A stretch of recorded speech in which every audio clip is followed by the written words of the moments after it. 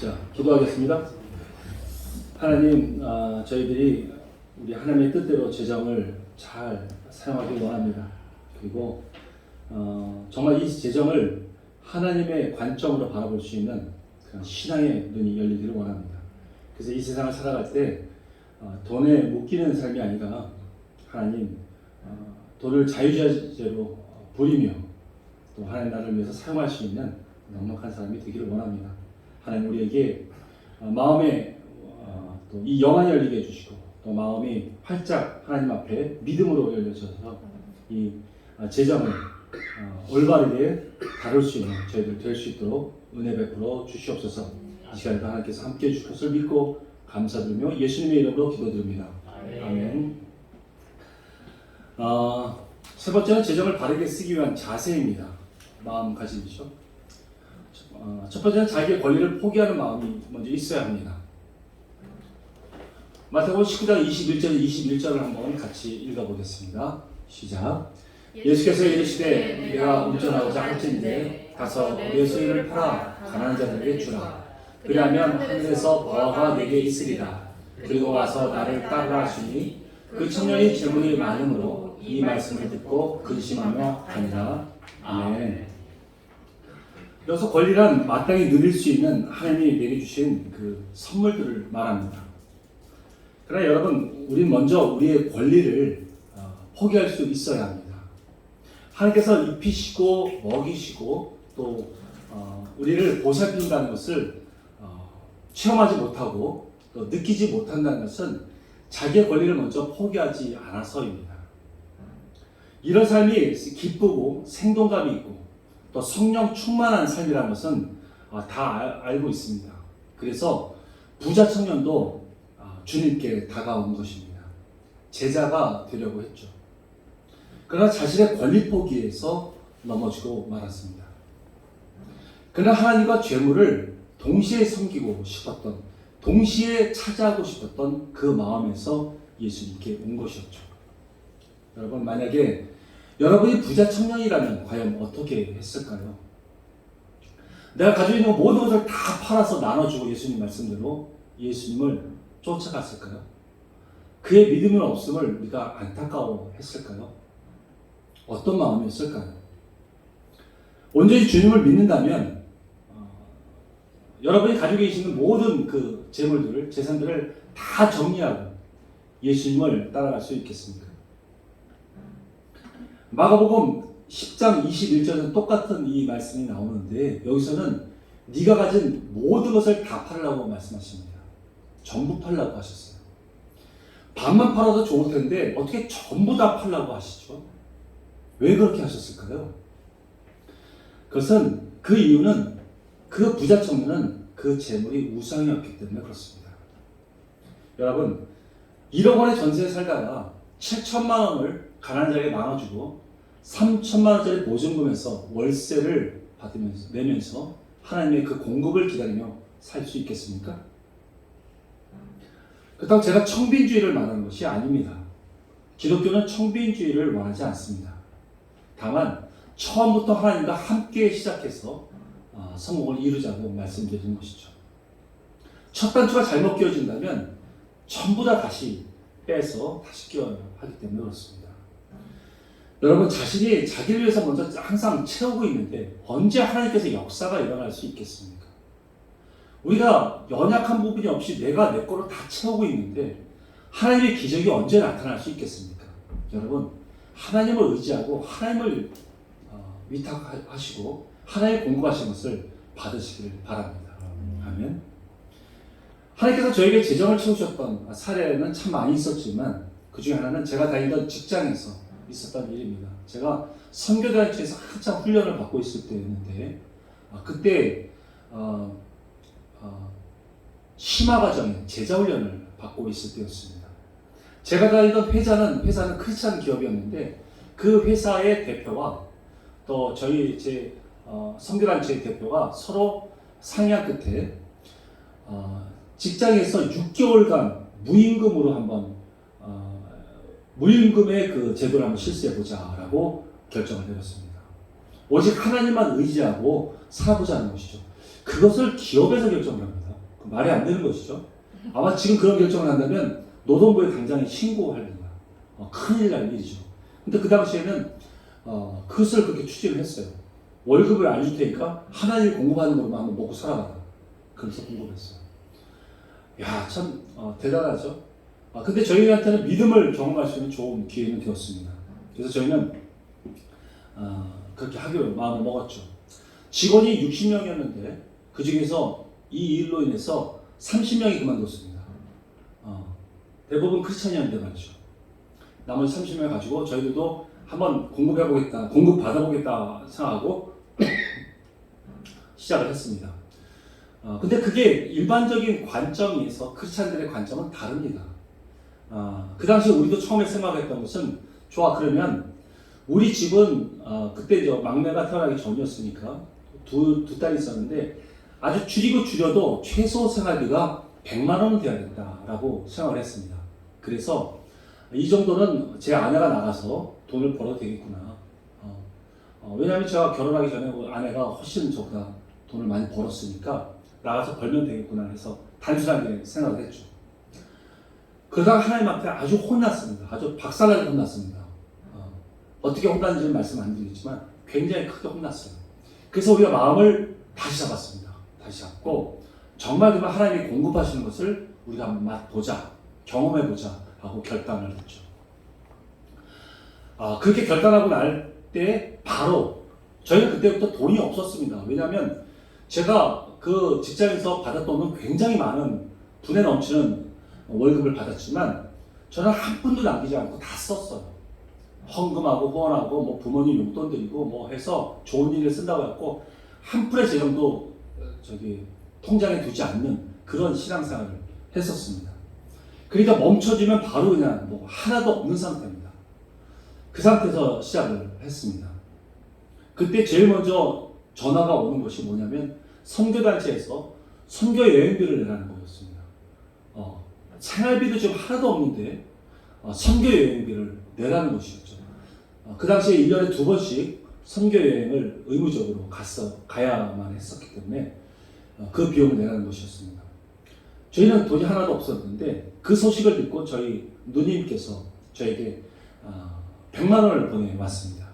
그래서 그것을 이 생활비로 넣어야 되느냐 아니면 선교비를 내야 되느냐 고민하다가 선교비를 먼저 내고 몽골에 선교 여행을 다녀왔습니다. 그때는 이제 몽골을 갔다 왔죠.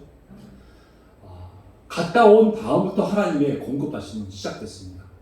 10만 원, 5만 원, 30만 원 계속해서 한 달에 100만 원씩 정확하게 100만 원씩 채워주셨어요. 제가 아는 지인들을 통해서 또 성도들을 통해서 계속해서 공급했습니다. 그때 200만 원이라고 책정을 했거든요. 그랬어요. 근데 100만 원이라고 책정을 딱 100만 원씩 딱딱 채워졌습니다. 여러분 6개월이라는 기간은 굉장히 생각보다 깁니다. 생각보다. 근데 하나님께서 성실하게 그렇게 다 채워줬어요. 5만 원, 10만 원, 30만 원, 20만 원 이런 식으로. 그러다 급기야는 제 세상 친구들, 그러니까 고등학교 때 친구들이죠. 그때는 신앙이 없는 친구들이요. 근데 그 모임에 있는 그 회비로 제 통장에 돈을 100만 원을 입금한 거예요. 제가 그 사업부장으로 일하면서 돈 잘 벌고 있다는 것을 그들은 알고 있는데 어떤 이런 어렵다는 얘기가 한 적이 없는데 그 사람들은 그냥 너 그냥 주고 싶어서 그러니까 써라 라고 그 모임에서 돈을 준 거예요. 정말 이해할 수가 없었습니다. 그러니까 제 생각에는 하다 안 되니까 하나님께서는 이런 세상 사람들의 돈도 쓰는구나 라고 저는 생각을 했죠. 또 한편은 제 아내가 집에서 밥을 하는데 싹싹 끓여도 밥이 쌀이 다 떨어진 거예요. 막 박박 끓여도 쌀이 안 나와요. 그러니까 아내가 하나님 쌀이 다 떨어졌습니다 라고 기도했답니다. 근데 그날 저녁에 제가 쌀 한 가방 이렇게 들고 퇴근해서 온 거예요. 그러니까 그 모습을 보면서 저도 지금 기억이 나는데 제 아내가 그 모습을 보면서 바로 딱 바닥에 주저앉아 버렸어요. 너무 놀라서. 자기가 하나님 앞에 기도하는 것이 바로 저녁에 그냥 하나님의 즉각적으로 응답으로 나타나니까 너무 놀랬던 거죠. 저는 회사에는 한 이사분이 자기 시골에서 농사한 거니까 한번 마시나 보라고 쌀을 준 건데 그것을 내가 들고 온 것 뿐인데 말이죠. 이렇게 하나님께서 6개월 동안 신실하게 하나님께서는 우리를 공급하시고 먹이셨습니다. 한 푼에 우리가 우리 돈으로 번 것이 하나도 없었는데 말이죠. 그 6개월 후에 회사에서 6개월가 어떻게 지냈는가에 대해서 서로 얘기 나누는 시간이 있었는데 정말 하나님께서 공급해서 먹은 사람은 저 하나밖에 없더라고요. 나머지는 다 자기가 모아뒀던 돈으로 사용했습니다. 우리가 생각하고 있는 것들은 하나님의 공급하는 것, 이것은 과연 어떤 것인가를 경험해 볼 수 있다는 것은 대단히 참 은혜입니다. 근데 돈이 없은 적이 없으니까 그런 경험을 못해요. 그런 경험까지 가보지를 못해요. 만약에 이런 경험을 해보시는 분들이 계시다면 정말 더 하나님의 자녀답게 그렇게 살아가시기를 축원드립니다. 아멘. 재정을 바르게 쓰기 위한 자세가 있습니다. 그 첫 번째는 이러하고요. 두 번째는 미래에 대한 염려를 주께 맡기는 것입니다. 아까 읽었던 마태복음 6장 31절 34절 말씀을 다시 한번 읽어볼 텐데요. 제가 한번 읽어보겠습니다. 그러므로 염려하여 이르기를 무엇을 먹을까, 무엇을 마실까, 무엇을 입을까 하지 말라. 이는 다 이방인들이 구하는 것이라. 너희 하늘 아버지께서 이 모든 것이 너에게 있어야 할 줄을 아시느니라. 그런즉 너희는 먼저 그의 나라와 의를 구하라. 그리하면 이 모든 것을 너에게 더하시리라. 그러므로 내일을 위하여 염려하지 말라. 내일 일은 내일이 염려할 것이요 한날의 괴로움은 그날 족하니라. 아멘. 사람들은 말합니다. 그러므로 먼저 하나님 나라에 대한 기도를 먼저 하자.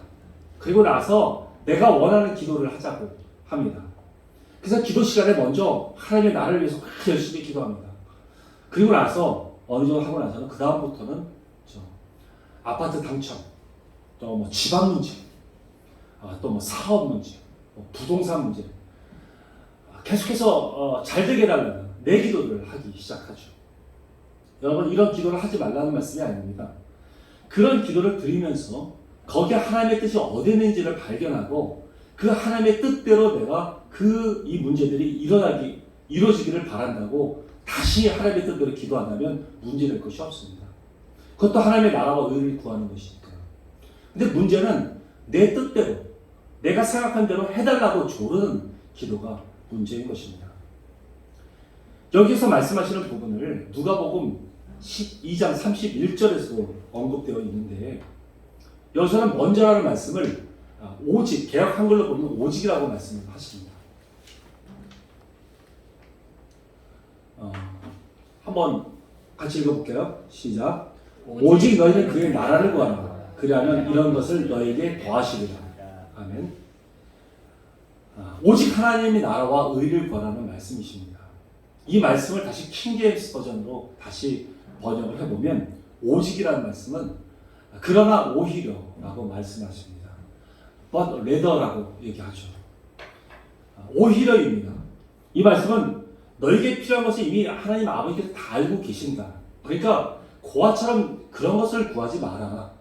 이미 다 알고 계시기 때문에 너희는 그런 것을 일절 구하지 말고 오히려 하나님 나라와 의를 구하라고 말씀하시는 것입니다. 먼저라는 말이 먼저 구하고 나서 나중에 니네 것을 구하라는 이런 말씀이 아니라 강조의 의미인 것입니다. 하나님의 원뜻은 오직입니다. 하나님의 나라와 의를 구해라. 너는 이런 거 구하지 마라. 이것은 다 아버지가 알고 있다는 그런 말씀인 것이죠. 물론 신앙생활을 처음 하시는 분들은 성도의 기도는 자기의 필요를 위해서 기도할 수 있습니다. 그것을 기도함으로 해서 하나님의 응답을 받고 하나님과 친밀한 관계로서 성장할 수 있기 때문이죠. 그러나 성숙하게 신앙이 자란 자는 그 다음부터 자기의 간구를 하지 않습니다. 자기의 일에 대해서 간구하지 않습니다. 오직 하나님의 나라와 의를 위해서 기도합니다.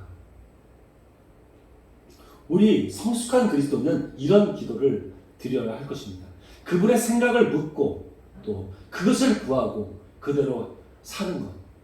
이러한 삶이 자녀다운 삶인 것입니다. 할렐루야. 아멘. 그런데 어린애 같은 기도의 비유가 있습니다. 바로 누가복음 18장 1절에서 8절 말씀입니다. 이것을 제가 그냥 줄여서 한번 말씀을 드려보겠습니다. 이것은 불의한 재판관의 비유입니다. 한 과부가 억울한 일이 있어서 재판관에게 자기의 그 억울함을 좀 갚아달라고 하소연이라는 그 간청이 있습니다. 너무나 그 간청이 간절해서 그 재판관은 하나님도 두려워하지 않는 악하고 그런 불의한 재판관인데 자기가 귀찮아서 그 간청에 자기가 귀찮아서 결국은 그 간청을 들어준다는 그런 내용입니다. 근데 과연 이것이 믿음의 기도입니까? 여기 끝절을 보면은 그러나 인자가 올 때 세상에서 믿음을 보겠느냐 하셨는데 이런 것이 믿음이기 때문에 이런 기도한 자가 없어서 이런 자가 없다고 우리 예수님이 한탄하신 건가요? 이런 기도는 지금 기도원에 가도 이런 기도를 하고 있고요. 자기 필요를 위해서 구하는 기도도 많고요. 이것은 다른 불교에도 있고요. 또 이단들도 이런 기도를 합니다. 그러면 우리의 기도, 예를 들어서 어떤 대학 시험이 있으면 그 대학교에서 그 대학교에 합격하게 해달라고 기도하는 자들은 크리스찬들도 기도하고 불교도 기도하고요. 이단들도 기도하고 다 기도합니다. 그럼 도대체 우리의 기도, 거듭난 우리의 기도가 그들과 다른 것은 무엇입니까? 똑같이 기도해서 내가 원하는 걸 해달라고 하는 기도가 정말 다른 점이 무엇이 있습니까? 우리가 다른 기도는 우리는 하나님이 원하시는 그 기도를 해야 되는 것입니다. 하나님께서 원하시는 것을 달라고 기도할 수 있는 그런 기도. 하나님 원하신 것이 이 땅 가운데 이루어지게 해달라는 그 기도를 해야 되는 것이죠. 하나님의 뜻대로 기도할 수 있는 그 기도. 그런 기도하는 자가 인자가 올 때 그런 기도자를 볼 수 있겠느냐라고 말씀하신 것입니다. 그냥 간절히 구하는 그런 기도는 얼마든지 많이 있습니다. 아주 밤을 새고 기도합니다. 아파트 당첨되게 해달라고, 더 좋은 배우자가 나게 해달라고, 땅값 오르게 해달라고, 사업 번창하게 해달라고. 여러분, 그런 기도를 간청하는 그런 기도를 하나님께서는 믿음의 기도라고 말하지 않습니다. 우리는 성숙한 기도를 해야 합니다. 하나님이 원하시는 기도를 할 수 있는 그런 성숙한 자가 되어야 할 것입니다. 믿으십니까? 아멘. 네 번째 성경적인 부유함이란 무엇일까요? 야고보서 2장 5절 말씀을 함께 읽어보겠습니다. 시작. 내 사랑하는 형제들아 들을지어다. 하나님이 세상에서 강한 자를 택하사 믿음에 부유하게 하시고 또 자기를 사랑하는 자들에게 약속하신 나라를 상속으로 받게 하지 아니하셨느냐. 아멘. 하나님께서는 사람마다 재정에 동일하게 대하시는 것이 아니라 사람의 마음의 상태에 따라서 다르게 말씀하셨습니다. 부자 청년에게는 자기 가지고 있는 전 재산을 다 팔고 나를 쫓으라고 하셨어요.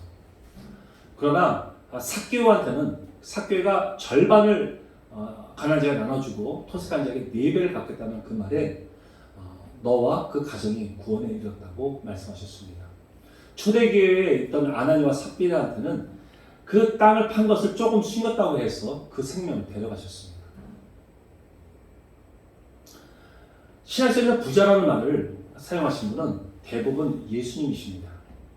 신약성경 어디에도 우리에게 부자가 되라고 원하시는 말씀도 없었고 또 돈을 벌라고 하신 말씀도 없습니다. 예수님의 말씀은 우리의 신앙이고 또 우리 자체입니다. 주님은 우리가 돈에 대해서 구속받지 않기를 바라십니다. 그래서 돈이 많아지면 그만큼 돈에 매이게 되고 끌려가게 되니까 천국에 들어가기가 어렵다고 말씀을 하신 것이죠. 그래서 우리는 부자나 가난한 자나 할 것 없이 모두 돈에 대해서는 가난한 자가 되어야 할 것입니다. 부자는 그 재정을 아낌없이 흘려보낼 수가 있는 자가 될 때 천국에 들어가는 믿음이 있는 자로 인정되게 되는 것입니다. 그냥 구원받았다, 그냥 나는 무조건 천국 간다 이렇게 생각하지 마십시오. 행하지 않은 믿음은 죽은 믿음이라고 하나님께서 말씀하셨습니다. 그리고 여기서 가난한 자라는 말씀은 게으르고 방탕해서 돈을 못 모으는 자를 말하는 것이 아닙니다. 그것은 돈을 벌어도 항상 베풀고 또 남김없이 남에게 나눠줄 수 있는 자를 말하는 것이죠. 이것이 바로 고린도후서 6장 10절에서 말씀하시는 이 말씀인 것입니다. 한번 읽어보겠습니다. 시작. 근심하는 자 같으나 항상 기뻐하고 가난한 자 같으나 많은 사람을 부유하게 하고 아무것도 없는 자 같으나 모든 것을 가진 자로다. 아멘. 재정에 가난한 자, 또 신령이 가난한 자, 이런 자는 하나님에 대해서 항상 가난한 마음을 갖습니다. 갈급한 신령을 가지고 있습니다. 그러므로 부자가 천국에 들어가는 것은 어렵지만, 인간의 방법은 어렵지만 하나님께서는 가능하신 것입니다. 이것은 바로 성령의 사람이 된다는 뜻이죠. 돈에 구속받지 않고 자유롭게 사용할 수 있는 자가 성령의 사람인 것입니다. 여러분, 요즘에 교회나 성경적인 재정 강의를 할 때 세상적으로 성공한 사람들을 많이 세우는 것을 봅니다. 성공한 크리스찬들, 또 그런 기업인들 세우거나 쫄딱 망했지만 다시 완전히 이렇게 세워져서 다시금 성공하는 사람들을 세우죠. 왜 이런 강증들만 교회에서 들으려고 할까요? 그것이 좋게 보입니까? 아니면 아직도 부를 얻어야만 그것을 축복으로 여기고 있습니까? 가난하게 보일지라도 하나님 앞에서 풍성하게 살면서 누리면서 도우면서 섬기는 삶이 성경적인 삶이라는 것을 나타내는 그런 간증자가 왜 없는 것인지, 왜 세워지지 않는 것이죠? 지금의 기독교인들은 세상적으로 성공하고 있는 그들의 강의를 들으면서 자신도 그러한 성공을 기대하면서 그 강의를 듣고 쫓아가려고 하는 것입니다. 결국 신앙이란 포장으로 돈을 쫓아가고 마는 것이죠. 이것이 이 시대의 잘못된 신앙의 형태고 또 한 번의 만몬신을 쫓아가게 만드는 그런 위험한 강의인 것입니다. 예수님은 재물을 가지고 재물을 많이 쌓고 또 취하는 것을 축복이라고 말씀하신 적이 없습니다. 그리고 요즘 재정 강의를 하시는 분들을 보면 대부분 구약의 말씀을 인용해서 사용하십니다. 구약에서는 돈을 많이 버는 것도, 그리고 돈을 많이 버는 것도 축복이고 또 권세를 많이 누리는 것도 축복인 것처럼 말합니다. 또 많은 첩과 아내를 가진 것도 복인 것처럼 말을 하죠. 과연 이 말씀이 신약에 와서도 맞습니까? 남성 여러분, 많은 아내와 많은 첩을 가지고 싶은데 그런 마음이 있는데 이 구약의 말씀을 인용해서 다윗도 이렇게 많은 아내와 첩이 있었다고 말하면서 인용하기는 좀 어색하십니까? 말이 안 되죠. 그런데 왜 돈을 벌 때에는 구약의 말씀을 끄집어 와서 거기에 대입하면서 말씀하십니까? 구약에서 말씀하시는 모든 이런 복들은 오직 예수님을 말씀하시는 것입니다. 예수님 안에 다 들어있어요. 세상 즐거움, 권세, 그리고 이 즐거움이나 모든 권세, 재정이나 모든 것이 예수님 안에 다 들어있습니다. 구약 사람들한테는 이 그림자였기 때문에, 구약은 다 그림자였기 때문에 빛에 있었던 이 모든 것들을 눈에 볼 수 있도록 다 나열한 것입니다. 근데 복의 총체이신 예수님이 우리 안에 들어왔는데 왜 지금도 그런 재정을 구약에 있는 말씀으로 인용하면서 돈을 벌어야 한다고 말씀을 하시죠. 지금도 구약의 말씀을 인용하면서 재정을 한다면 그것은 진정 예수님께서 우리에게 향하신 재정의 그 뜻, 돈에 대한 뜻을 잘 이해하지 못하고 있는 것입니다. 예수님은 분명히 마태복음 6장에서 정확하게 말씀하셨어요. 재정에 대해서 정확하게 말씀하셨어요. 근데 그 부분을 인용한 자도 그렇게 많지 않습니다. 여러분, 오직 구약의 성경의 말씀대로 살고 있는 사람들이 있습니다. 바로 유대인들이죠. 그들은 구약의 율법에 따라서 살고 있습니다. 그렇기 때문에 엄청난 부자가 되었습니다. 엄청난 재정들을 모았어요. 그들은 글로벌 100대 기업 중에서 40개의 기업의 CEO들이 전부 다 유대인들입니다. 그리고 세계의 억만장자들 중에서 30%는 전부 다 유대인들입니다. 그 조그만 나라에서 말이죠. 이들이 부러우신가요? 이들은 예수님을 배척하고 그리고 진리와 생명이 없는 그런 자들입니다. 예수님을 배척했고 그분을 못 박아서 죽인 자들이에요. 그리고 믿질 않습니다. 구약의 말씀만을, 그 그림자만 가지고 있는 자들입니다. 근데 그 그림자만 가지고 믿고 따라가니까 그들은 성경의 말씀대로 잘 살게 되었습니다. 그러나 그것은 그림자입니다. 생명이 없습니다. 그들은 구원받지 못합니다. 거듭나지도 않았죠. 물론 이후에 남겨진 자들은 예수님 믿고 구원을 받을 것입니다. 그러나 지금의 그들은 구원받지 못한 사람들입니다. 부자의 정확한 의미도 알지 못하고 그들은 돈을 모은 것입니다. 그것이 과연 이 세상을 유익하게 만드는 재정이 되었습니까? 아닙니다. 더 위험한 사람들이 되고 말았죠. 그래서 예수님께서 우리에게 돈을 벌라고 말씀하신 적이 없는 것입니다. 지금도 기독교인들은 이 구약에 있는 돈 버는 원리를 배우려고 합니다. 하나님을 만나려고 하는 것이 아니라 구약의 돈 버는 원리를 배우려고 하죠. 그것은 굉장히 위험한 것입니다. 하나님 안에 다 들어있습니다. 하나님을 알려고 해야 하겠죠. 또 요즘 위험한 재정 강의들도 참 많이 있습니다. 재정 강의만 전문적으로 하시는 유명한 여자 간사님들 참 많이 있죠. 참 그분 한 분 한 분들을 보면 정말 대단합니다. 정말 하나님께서 특별히 이 재정적으로 은사를 보여주셔서 사용하시는 것 같아요. 그러나 그분은 그분입니다. 하나님께서 그분을 들어서 사용하시는 것 뿐이죠. 모든 일들에게 적용되는 것이 아니에요. 재정은 재정을 버는 능력을 주시는 것입니다. 그것은 은사와도 같아요. 하나님께서 주시고자 하는 자에게 주시는 것입니다. 돈을 우리에게 재정을 주시는 것이 아니라 재정을 얻을 능력을 우리에게 주시는 것입니다. 그래서 어떤 방식이나 우리가 돈 버는 어떤 방식이나 또 돈 버는 원리를 배우려고 해서는 안 되는 것입니다. 하나님께서 돈을 벌게 하시는 분이 있고 또 가난하지만 믿음을 주셔서 주의 일을 감당하게 하시는 또 그런 분들이 있습니다. 그렇게 쓰임받는 자들이 있죠. 그런데 재정을 목적으로 그 간정을 듣고 따라하는 것은 결국 재정을 쫓아가려는 그런 어리석은 신앙이 되는 것입니다. 또다시 이 시대에 재물의 신인 만물을 쫓아가야 될까 두려운 것이죠. 신명기 8장 18절에는 이런 말씀을 합니다. 내 하나님 여호와를 기억하라. 그가 내게 재물 얻을 능력을 주셨습니다. 아멘. 성경은 재물을 주었다고 아까도 말씀드렸지만 재물 주었다고 말씀하지 않고 재물 얻을 능력을 주셨다고 말씀하신 것입니다. 만약에 하나님께서 여러분에게 재정을 얻을 능력을 주시고자 아니하신다면 여러분 그것을 억지로 구하려고 하지 마십시오. 차라리 내게 주시려면 하나님의 아름다운 은사가 무엇인지를 그걸 찾고 그것을 구하시기 바랍니다. 아멘? 아멘. 다섯 번째 부자의 믿음이라는 것은 과연 무엇일까요?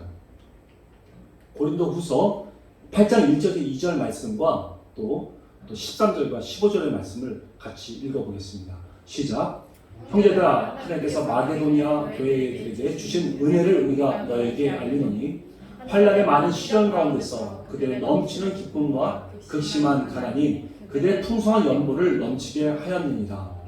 이는 다른 사람은 평안하게 하고 너희는 곤고하게 하려는 것이 아니요 균등하게 하려 함이니 이제 너희의 넉넉한 것으로 그들의 부족한 것을 보충한 후에 그들의 넉넉한 것으로 너희의 부족한 것을 보충하여 균등하게 하려 함이라. 기록된 것 같이 많이 거둔 자도 남지 아니하였고 적게 거둔 자도 모자라지 아니하였느니라. 아멘. 부자는 재물을 흘려보냄으로써 자신의 믿음을 확증할 수 있습니다. 바울은 고린도 교회에 처음 가졌던 좋은 마음을 가지고 계속 그것을 유지하면서 예루살렘에게 연보하려고 했던 그 헌금하려고 했던 그 마음을 끝까지 이루라고 얘기합니다. 권면합니다. 그러면서 마게도니아 교회가 행했던 그 아름다운 사례, 그 연보의 사례를 설명하고 있죠. 아주 극심한 가난 가운데서도 오히려 풍성한 연보를 할 수 있었던 그 마게도니아 그 사례를 얘기했던 것이죠. 그리고 그것은 나중에 너희가 입장이 바뀌어서 고린도 교회가 어렵게 될 때 또 다른 교회가 너희들이 채워줄 것이라고 말씀하시는 것입니다. 이렇게 균등하게 하신다는 말씀이죠. 하나님께서는 가난한 자를 도우라고 하십니다. 처음부터 가난한 자를 안 만들면 되시는데 왜 가난한 자를 만드시고 부유한 자를 만드셨을까요? 그리고 왜 우리에게 그런 것을 명령하셨을까요? 그것은 부자에게는 자신의 신앙을 확인시키는 길이기 때문에 그렇습니다. 신앙이 없는 자는 다 고와 같은 마음을 가지고 있습니다. 그러니 자기가 벌어서 써야 한다고 생각하고 또 자기가 번 것이라고 생각합니다. 그래서 남에게 주는 것을 싫어하고 아까워하죠. 자신이 이러한 고아라고 생각하고 있는 그것이 바로 불신앙인 것입니다. 하나님께서 채워줬다고 그 믿고 있는 자들은 그 재정을 아낌없이 나눠줄 수가 있습니다. 왜? 내가 번 것이 아니라 하나님이 주셨다는 것을 알기 때문에 그렇죠. 그것이 바로 신앙이 있는 자입니다. 하나님을 온전히 믿고 있는 자이죠. 그런 자들은 얼마든지 흘려보낼 수 있습니다. 그것이 부자의 믿음을 확인하는 것이기 때문에 그렇습니다. 예수님을 믿고 거듭난 자들, 곧 상대적인 관점에서 여유가 있다는 자들은 재정을 흘려보내야 할 것입니다. 그것이 그들의 믿음입니다. 그래서 가난한 자들을 있게 하신 것이죠. 저와 여러분은 지금 가난하십니까? 아니면 부유하십니까? 여러분, 삶의 수준으로만 봐도 저와 여러분은 전 세계의 상위 5% 안에 있다는 사실을 여러분은 아십니까?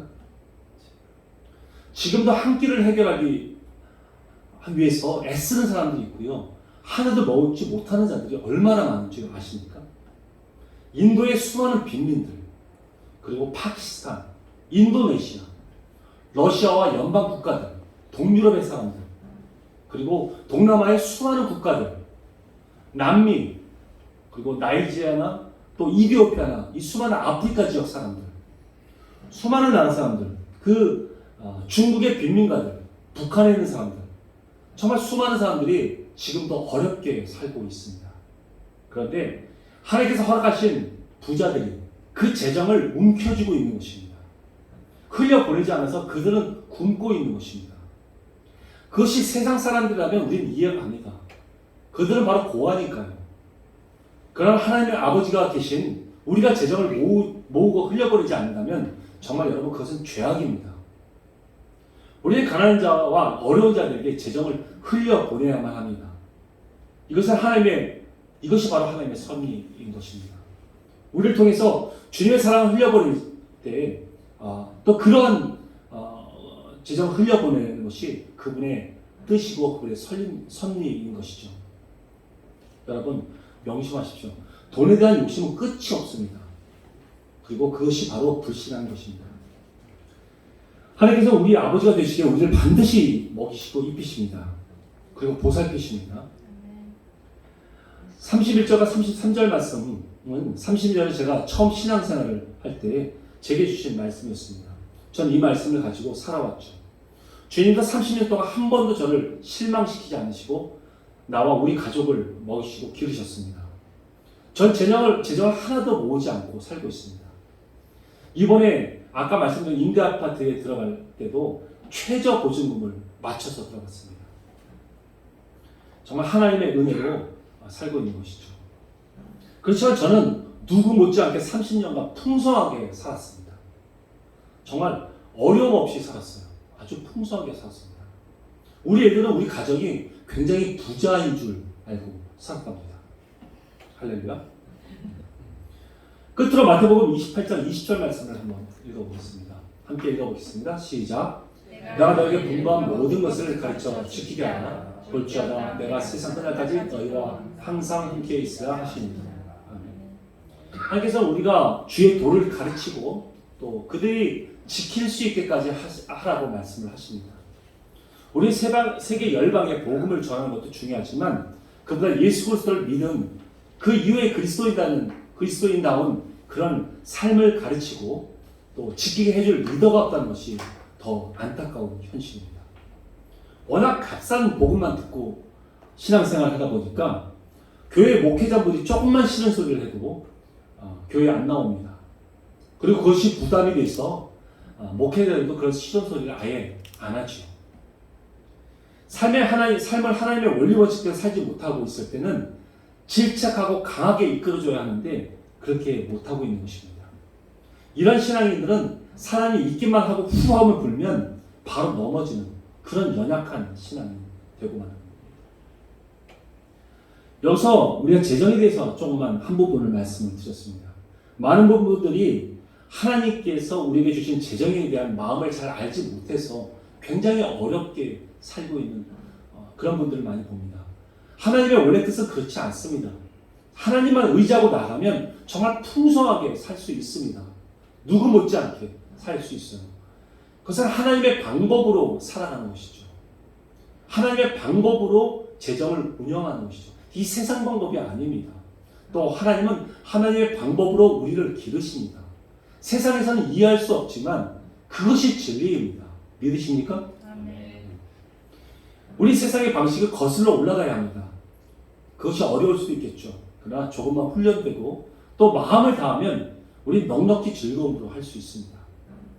성경의 말씀을 그대로 순종하는 것이죠.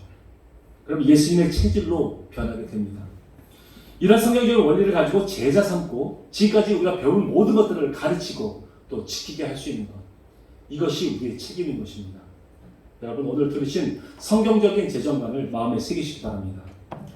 그리고 그러한 원칙들을 지켜나갈 때 주님께서 얼마나 기뻐하시겠습니까? 그리고 그렇게 할 때 주님께서 여러분에게 행하신 기적적인 일들이 그 삶 가운데 날마다 일어나지 않겠습니까? 하나님의 원리 원칙대로 행하고 나서 하나님 앞에 도움을 구할 때 주님은 기쁨으로 응답하십니다. 그러면 주님과 여러분의 관계는 친밀한 동역자가 되는 것입니다. 친구의 관계, 만유의 주이신 예수님과 친구의 관계가 되는 것, 그리고 하나님께서 꿈꿔왔던 그 아름다운 관계가 되는 것, 저와 여러분이 주님과 이러한 관계가 되는 저와 여러분이 다 되시기를 예수님의 이름으로 축원드립니다. 아멘. 기도하시겠습니다. 하나님 아버지, 저희들에게 재정관을 말씀해 주셨습니다. 이미 신약 성경에 예수님께서 직접 말씀하셨던 재정에 대한 말씀들이 많이 있었습니다. 우리가 그것을 믿지 못하고 이 세상의 관습대로 또 세상의 눈높이로 우리는 돈을 쳐다봐왔고 재물을 바라봐왔고 그렇게 살아왔던 것을 우리가 기억합니다. 하나님 진심으로 회개하면서 하나님 이제 하나님의 뜻대로 살기를 원하고 주의 말씀대로 살기를 원하고 하나님이 우리의 아버지가 되시기에 우리가 우리의 먹을 것을 구하러 다니는 그와 고아 같은 인생이 아니라 하나님의 나라와 의를 구하는 성숙한 그리스도인으로서 넉넉하게 이 세상을 살아갈 수 있는 믿음의 사람이 다 되게 하여 주옵소서. 하나님 이것을 지키며 즐거움으로 살아가는 저희들 모두가 되게 하여 주옵소서. 감사와 찬양과 경배를 주님께 올려드리며 이 모든 말씀을 주 예수 그리스도의 이름으로 기도 올려옵나이다. 아멘.